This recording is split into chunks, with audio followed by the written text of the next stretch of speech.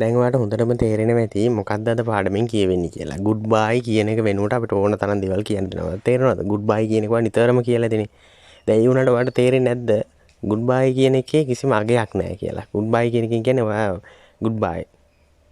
good bye ඔයා ගියාම ඉවරයි. ඔයා ගියාම ඉවරයිනේ. good bye. bye bye. good bye කියලා කියන්නේ ඔයා ගියොත් ආයේ එන එකක් නේ. කියන්නේ කිසිම නැහැ. ඔයාට සුබ පතනවා වගේ දෙයක්වත් එහෙම කිසිම වචනයක් නෙමෙයිනේ. කිසිම ගැළපෙන්නේ නැති වචනයක් තමයි good bye කියලා කියන්නේ. ඊට වඩා හොඳ ලස්සන අර්ථකථන තියෙනවා good bye හා සමාන. ඊට වඩා මනුස්සයට සුබ පතන්න පුළුවන් ක්‍රම තියෙනවා. අනිත් අතට good bye කියලා කියන්නේ නිකම්ම මනුස්සයට කියන මේ සමු ගැනීමක් විතරනේ. එයාගේ අනාගතයට සුබ පතලා ආයි කාලෙකින් හරි හම්බ වෙනකොට ඒ තාක් දුරට එයා ඒ හම්බ වෙනකන් හරි good bye කියලා ඒ හම්බ වෙනකන් හරි මොකක් හරි දෙයක් හොඳ දෙයක් ඉෂ්ට වෙන්න කියලා එහෙම ප්‍රාර්ථනා කිරීම නෙමෙයි good bye. එච්චරම තමයි. ඒක කිසිම තේරුමක් නැති වචනයක්නේ. ඒක නිසා ඊට වඩා හොඳ ලස්සන වචන තියෙනවා ඔය good bye වෙනුවට පාවිච්චි කරන අපි මොනවද කියලා බලන්න බලමු. good bye වෙනුවට කියන්න ඕන අනිත් වචන මොනවද කියලා කියන්න කලින් මම ඔයාලට කියලා තියෙනවා. subscribe කරගෙන යන්න. ඔයාලට මගේ වීඩියෝස් ඉස්සරහට දාන්න තියෙන වීඩියෝස් එකක්වත් මිස් වෙන්නේ නැහැ. subscribe කරගෙන ගියොත් like කරන්න, share කරන්න, comment කරන්න. ඉතින් අපිට කියන්න පුළුවන් good bye වෙනුවට farewell කියලා. farewell කියලා කියන්න පුළුවන්. farewell කියන එකේ තේරුම හොඳ දෙයක් වෙන්න කියන එක තමයි. හොඳ දෙයක් වෙන්න කියන එක සමුගැනීමේදී හොඳ දෙයක් වෙන්න කියලා කෙනෙක්ට කියනවනම් කොච්චර දෙයක්ද? දැන් good bye කියන එක නිකම්ම සමුගන්නවා කියන කතාවනේ. නමුත් farewell කියන එකේ තේරුම එහෙම නෙමෙයි. හොඳ දෙයක් වෙන්න. ඔය සමුගන්න කාලය අතරතුරදී ඔයාට හොඳ දෙයක් වෙන්න. ඔයාගේ ජීවිතේ හොඳ දේවල් වෙන්න කියන එක තමයි farewell කියන එකේ තේරුම. බලන්න කොච්චර වටිනවද good bye කියනකට වඩා කියලා. ඔයා හිනිකමට හිතන්නකෝ take care කියලා. take care කියලා කියන්නේ පරිස්සම් වෙන්න කියලා කියන්නේ.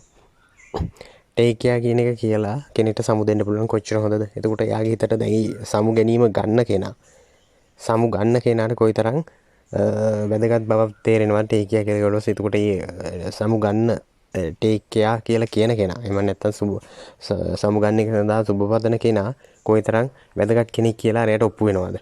ඔයාගේ යාළුවෙක් වෙන්න පුළුවන්, දෙමව්පියෝ වෙන්න පුළුවන්, සහෝදර සහෝදරියෙක් වෙන්න පුළුවන්. take care කියලා පරිස්සමෙන් ඉන්න කියලා කියන්නේ ගොඩක් decent. එහෙම නැත්නම් හරි විදියට කියනවා වගේ. කියන්නේ කොච්චර දැනෙනවද, feel වෙනවද? ඒ වගේ දෙයක් වෙනවා take care කියලා කියන්නත් පුළුවන් ඔයාලට good bye වෙනුවට. දැන් මේ වාක්‍ය බලන්නකෝ. it was nice seeing you. ඔයාව දැකීම සතුටක්. සමුගන්න කෙනෙක් අලුත් කෙනෙක් කවුරු හරි හම්බුනාට පස්සේ කවුරුම කෙනෙක් වුණත් ඔයාව දැකීම සතුටක් කියලා කිව්වට පස්සේ සමුගන්න කෙනාට කොච්චර සතුටක් ඇත්තටම ඇති වෙනවද? ඒක කොයිතරම් හැඟීමක් ඇති වෙනවද? මෙයා මගිත් එක්ක ගත කරපු කාලේ මම සමුගන්න මොහොතදී යාට ගොඩක් හොඳ අත්දැකීමක් වෙලා තියෙනවනේ කියන එක යාගේ හැඟීමක් එනවනේ. ඉතින් it was nice seeing you කියන එක ඔයාට good bye වෙනුවට කියන්න පුළුවන් ලස්සන වාක්‍යයක්. එහෙම නැත්නම් ඔයාලට කියන්න පුළුවන් it was nice meeting you. ඒකත් ඒකම තමයි අදහස තියෙන්නේ. ඔයා හම්බුවීම සතුටක් කියන එක තමයි. කාට වුණත් කොහොම වුණත් කොච්චර සතුටක්ද ඇත්තටම සමුගැනීමේ වෙලාවේදී ඔයගේ දෙයක් කියන එක. it was nice meeting you. ඔයාලට මේක ගොඩක් කියන්න බෑ ඔෆිෂියල් විදියට. ඔෆිෂියල් විදියට කියලා කියන්නේ සාමාන්‍ය ඔයා මීටින් එක සාමාන්‍ය බිස්නස් ක්ලයන්ට් කෙනෙක් එක්ක සමුගැනීමකදී ඔයාලට මේක කියන්න බෑ I look forward to our next meeting. මම ඊළඟ මීටින් එක බලාපොරොත්තු වෙනවා. ඒකට එයාට අදහසක් තියෙනවා මෙයාත් එක්ක ගත කරපු මේ මීටින් එක කරපු දේ හැමදේම ගොඩම සාර්ථකයි. ඒක නිසා තමයි මෙයා මෙහෙම මේ විදියට කියන්නේ. කියන හොඳ බලාපොරොත්තු හොඳ පොසිටිව් පැත්ත. ඒ කියන්නේ ධනවාදී පැත්තට ධනාත්මක පැත්තට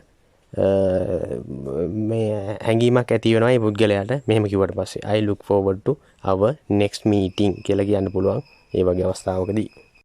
good bye නොකිය have a nice day කියලා කිව්වොත් කොහොමද? සුබ දවසක් කියන එක. සුබ දවසක් කියන එක ඇත්තටම හොඳ ප්‍රාර්ථනාවක් තියෙන good bye කියන එක නිකම්ම සමුගැනීමක් විතරයි. have a nice day කිව්වොත් කොච්චර ලස්සනද? ඒකත් හොඳ වාක්‍යයක් තමයි සමුගැනීමේදී කියන්නේ ඔයාට. එයාට සමු දෙන්නේ සතියකින් පස්සේ හම්බෙන්න නම් have a good weekend කියලා කියන්න පුළුවන්. have a good weekend. සුබ සතියක් කියලා කියන්න පුළුවන්. එතනත් සුබවාදීනේ. වාට හැමදේම සුබ වෙන්න කියන කතාවනේ කියන්නේ. ඒක නිසා ගොඩක් වැදගත් have a good weekend කියන එක. ඔයාලට කියන්න පුළුවන් I have to get going. I have to get going කියන්නේ මට යන්න වෙනවා. සමහරට වඩි ළඟට මීටින් එකක් තියෙනවා. සමහරට ක්ලාස් එකක් තියෙනවා. එහෙම නැත්නම් ඉස්කෝලේ යන්න පරක් වෙනවා කියලා හිතන්නකෝ. එහෙම නැත්නම් කැම්පස් එකට යන්න පරක් වෙන ඕනම දෙයකට I have to get going. මට යන්න සිද්ධ වෙනවා කියන එක. ඒකත් good bye වෙනුවට කියන්න පුළුවන්. ඒකනොත් කෙනෙක්ට අදහසක් දෙනවා. ආයි නැවත හමු වෙනවා කියන එක. මෙතන take it easy කියලා කියන්නේ ඔයාට සමු ගන්න ඕනේ කියන කතාව ඉදිරිපත් කරන්න ඕන වාක්‍යයක් තමයි. මේක වැරදිට තේරුම් ගන්න එපා. take it easy කියලා කියනවා ඔයාට ගණන් ගන්න එපා කියලා කියන එකටත් කියනවා. නමුත් මේ අවස්ථාවේ අනුව මේක වෙනස් වෙනවා. take it easy කියලා කියන්න පුළුවන් ඔයාලට. සමු ගන්න ඕන කියන කතාව. සමු දෙන්න ඕන, සමු ගන්න ඕන වෙලාවට මේ කියන්න පුළුවන්. catch you later කියන්නේ see you later කියන එකම තමයි. catch you later කියලා කියන්නත් පුළුවන් ඔයාලට. සමු ගැනීමේ අවස්ථාවකදී catch you later. peace out කියලා කියගෙන ඔයාලට යන්න පුළුවන්. මේකත් වැරදි විදිහට තේරුම් ගන්න එපා. peace out කියලා කියගෙන ගියොත් අනිවාර්යයෙන්ම සමු ගැනීම සම්බන්ධයෙන් අදහස් කිරීම තමයි peace out කියලා කියන්නේ. I got a jet ඔයා හොඳටම දන්නවනේ jet කියලා කියන්නේ ප්‍රයිවට් ගුවන් යානයක් කියන එක තියෙනවා. ඒ වගේ I got a jet කියලා කියන්නේ මම යන්න ඕනේ කියන කතාව නේද? එතනින් අදහස් කරන්නේ සමු ගැනීම ගැන තමයි I got a jet කියලා යන්න පුළුවන්. ඒ කියන්නේ සමු ගැනීම අදහස් කරන්න පුළුවන්. මේ වීඩියෝ එකෙන් මට අහන්න තියෙන ප්‍රශ්නේ තමයි මම good bye වෙනුවට වාක්‍ය කීයක් නම් හොඳ ලස්සන වාක්‍ය කීයක් නම් ඔයාට කියලා දුන්නද good bye වෙනුවට පාවිච්චි කරන්න. ඒක තමයි මට කමෙන්ට් බොක්ස් එකේ සඳහන් කරන්න ඕන ඔයා. මම මේ වීඩියෝ එක අවසන් වෙනවා. ඔයාට බොහොම ස්තුතියි.